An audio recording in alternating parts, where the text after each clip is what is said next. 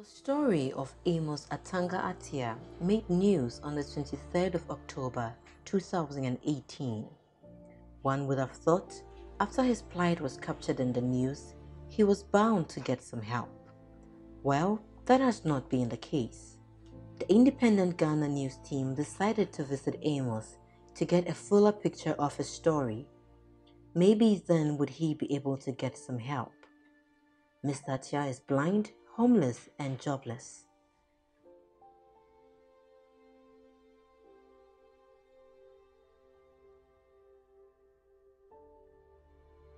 Born in the Upper East region in 1985, Amos came out of his mother's womb a healthy baby boy with vision in both eyes.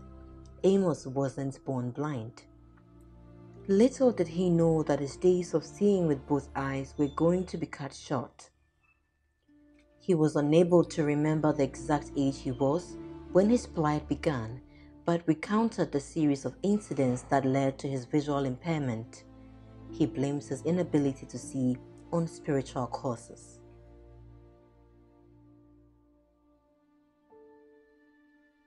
Well, it started me from the early age. Okay. I get it. Yes. Whereby myself and my mother was sending me to our nearby clinic at my home Tambongo. From there, we were transferred to Bologa Hospital. As time goes on, we were transferred to Boko Hospital. But then I was handled by my mother and then my uncle. As I told you, it's a spiritual. And then eventually I was told that I lost my sight. So they had to send me back home. This, however, did not stop him from attaining formal education. He attended WA School for the Blind and then enrolled in Legon in 2010.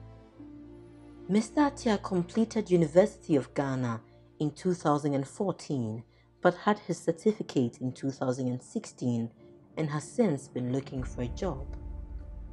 He tells me he studied social work in school, and although he had a hard time because of his condition, he was determined to make a living for himself and in the process help his family back home.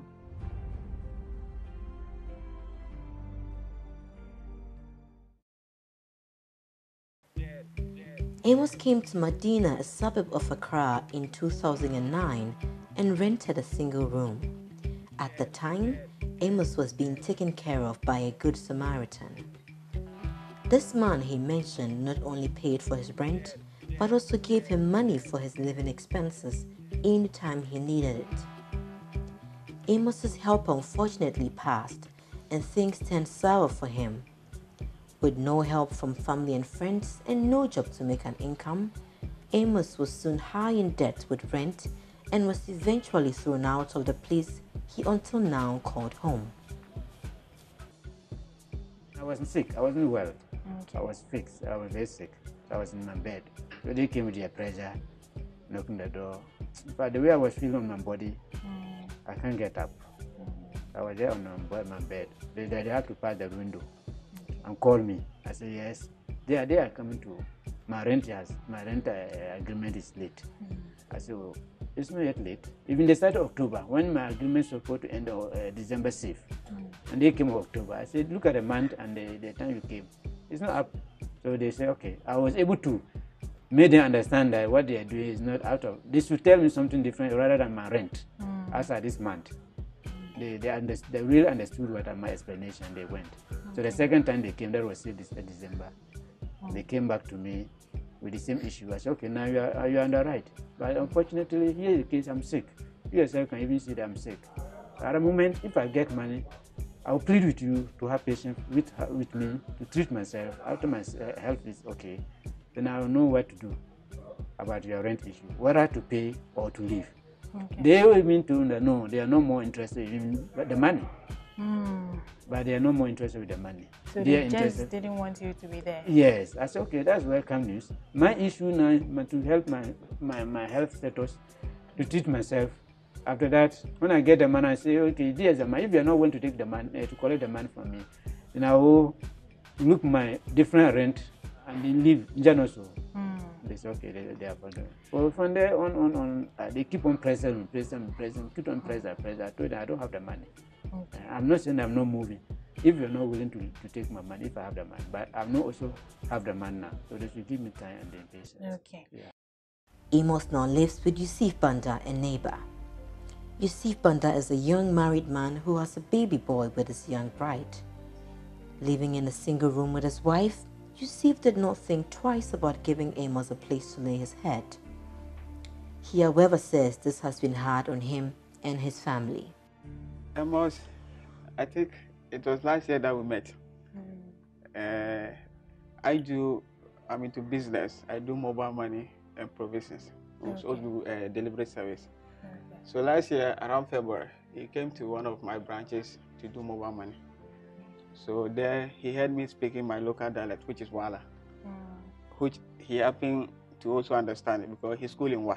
Okay. So after the call, he approached me, say, "Oh, are you from Wa?" I said, "Yeah, I'm a Wala man." So from there, he made me aware that he can also speak because he's school there. So that's how we met. Okay. So why did you decide to help? Well, as part of my belief, I think it's good to help because I'm a Muslim and we believe in that, helping the needy. First time when he came, when he was not used to the house setting, if he wants to visit the toilet, you have to accompany him. But now he has picked up. It's not easy though, but it's good. As at now, Yes. basically, the two major things I need of help is my accommodation and then the job. These are the two basic things. What kind of work are you looking at? Well, as I did social work, I prefer if I get the the office like social welfare, municipal assembly. If that didn't favors me and I get teaching too, I'll fall in. Okay. Yeah. You just want to Anything that can help me to keep my life going.